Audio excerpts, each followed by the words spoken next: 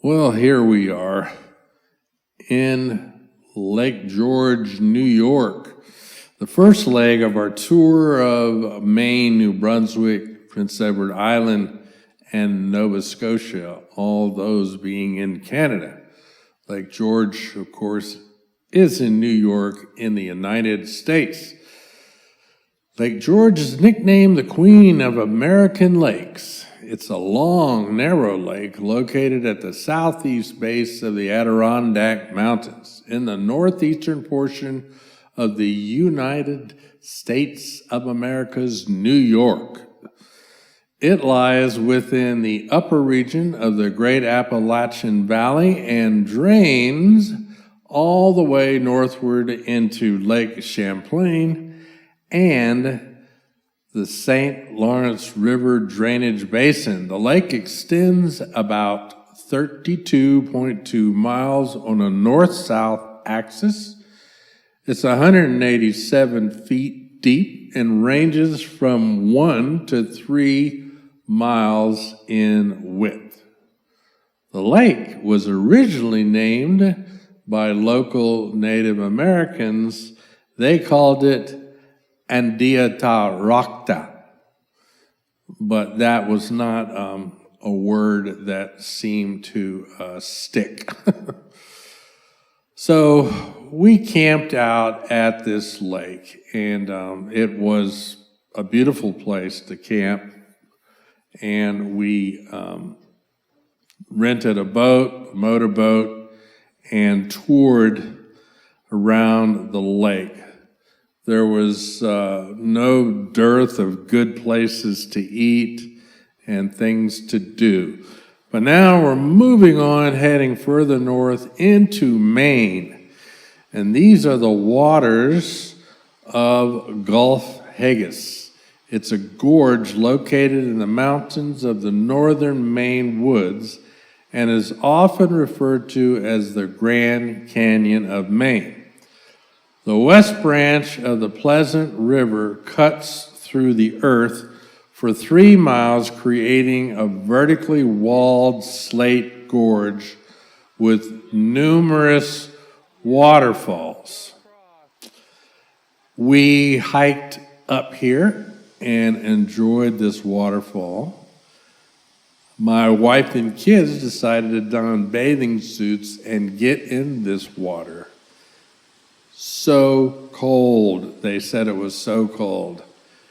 I just stayed on the shore and videotaped. I had no desire to get into water that cold.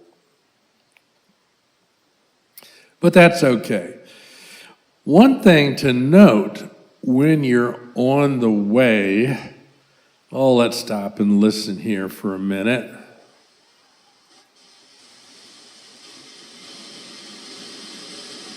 Just sounds like a lot of static.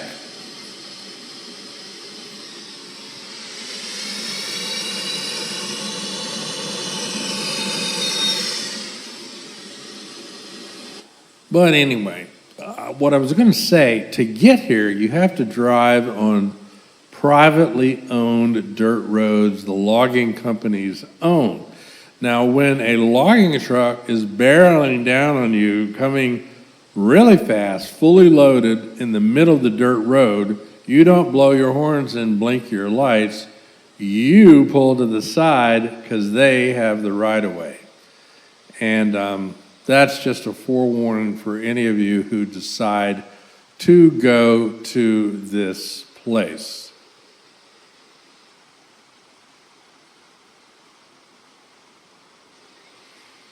Yep, quite beautiful.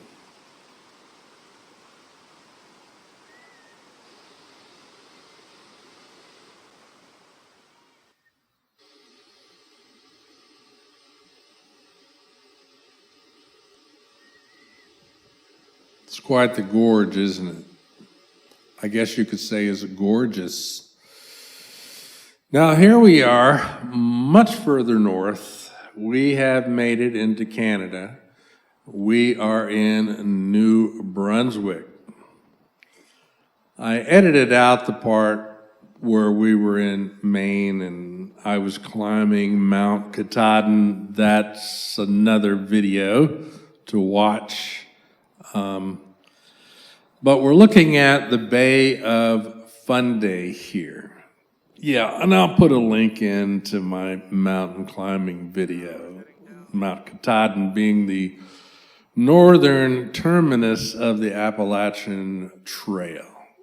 The mountain's just under a mile high. So we are heading to the Bay of Fundy.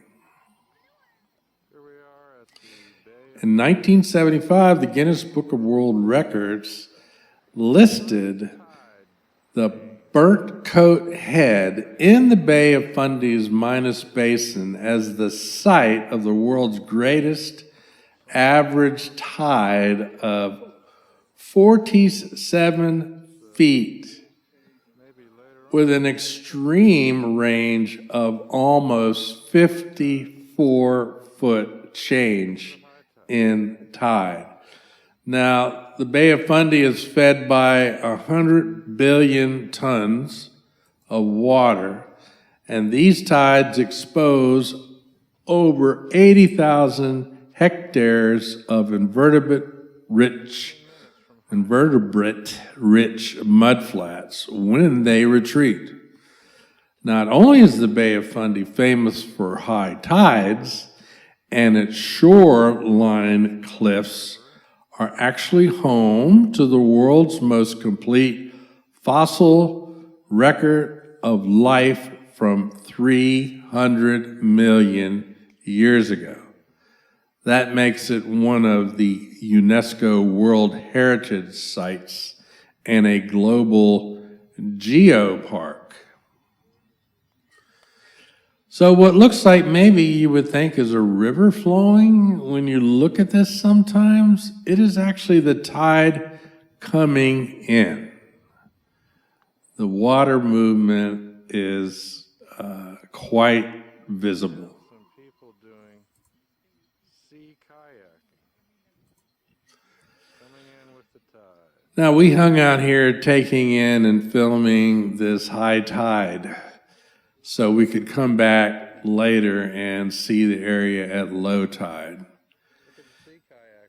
And these kayakers are taking advantage of the tide as it flows in, and they are coming in with the tide. They're moving it. Kind of an overcast day the day we were there.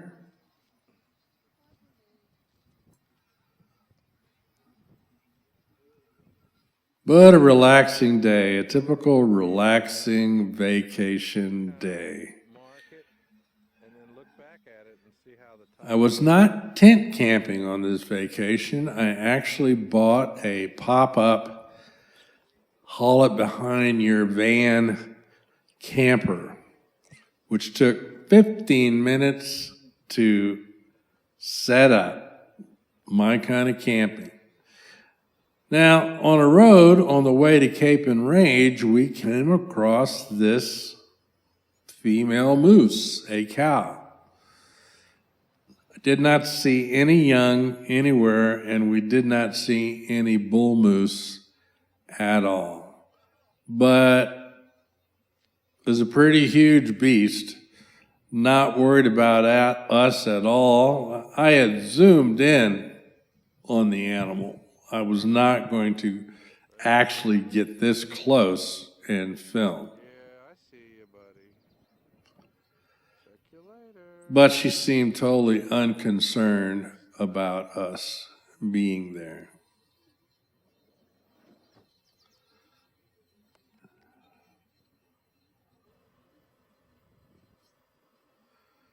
Soon we're going to be at Cape and Range.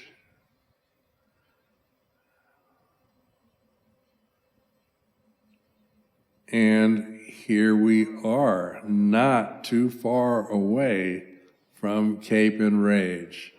Again, we're looking out at the Bay of Fundy from another angle.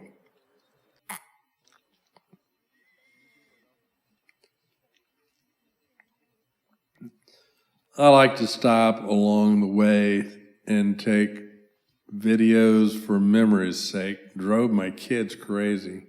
So here we are at Cape and Rage with a working lighthouse and foghorn, which gave my wife quite the shock when she was standing right by it when it went off. Now there is a restaurant here, and there is the lighthouse, and there is a gift shop of sorts. And this whole area was taken over or given to a school system for students to maintain the buildings, to operate a restaurant and the gift shop, and building maintenance and all that, repairs. And they also had like an adventure area, which we'll come across later. One thing I noticed about Canada, this area, as well as when I was in Toronto once, everything is so clean in Canada. They really keep things clean. Now, pretty soon we're going to go down close up to this beach. I like rocky beaches like this and sheer cliffs. A lot of people love a nice flat beach at the ocean where you go lay out for hours and roast yourself, but I am not into that at all. I mean, maybe an hour, maybe 45 minutes of walking along the beach, picking up shells, but what I love when it comes to water lines is vistas like this. And here we are looking back at the lighthouse at Cape and Rage. Basically 180 degrees behind me are the cliffs that we were looking at earlier. And at the top of those cliffs is a setup where you can pay to rappel down the sheer cliff.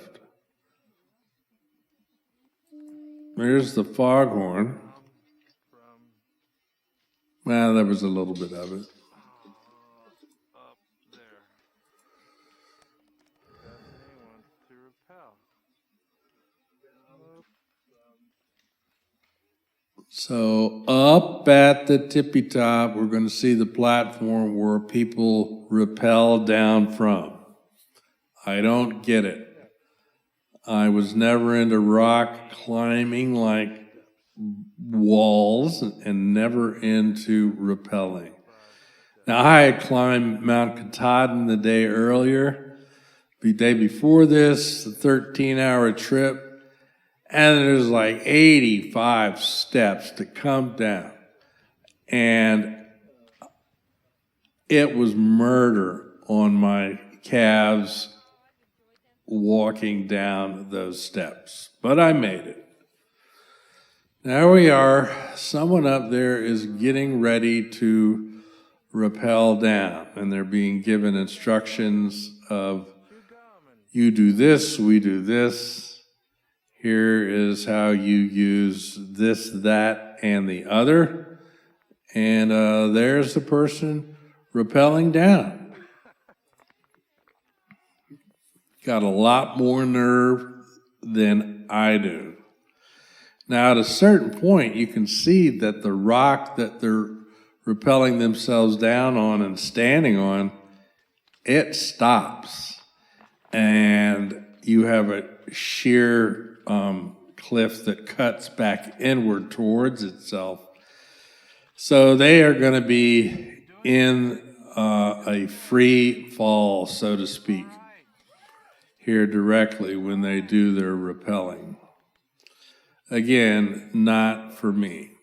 And there they go. And I can tell you that they made it to the ground just fine. Here goes. So, this is one last look at that area. The whole operation, rappelling operation, is run by students that know how to do this sort of thing. And you pay a small fee to take your life into your own hands. Now, here we are back at the Bay of Fundy. And the tide is at low tide. I want you to look closely at these boats. They are sitting on the bottom of the Bay of Fundy. Now, each boat has a support system attached to the bottom to keep the boat from tipping over. You can see them at the front and the back of the ship, probably on the other side. That boat has the same support system as well. It's really something to see. And they've got ropes long enough to where they're tied, they drop down. And when the tide comes back in, they go right back up again. So there's the Bay of Fundy empty. Totally amazing. We saw it earlier right at that same spot with the kayakers kayaking. And all the ships just sitting on the floor of the bay. It looks like they dropped a good, I don't know, 20 feet? Something like that. Now you can go out and walking around, picking up stones and whatever interests you. And there is like an alert system, loudspeaker, that gives you early warning when the tide's about to come in, because you don't want to be out there when that happens. So you time yourself and you don't go out too far. Here I am standing out in the Bay of Fundy. Funny thing is, my kids found a bazillion stones they wanted. Did they carry them back? No. They put them in my backpack. So I carried probably 40 pounds of rocks back to the car. So there it is. That's what the Bay of Fundy looks like, empty.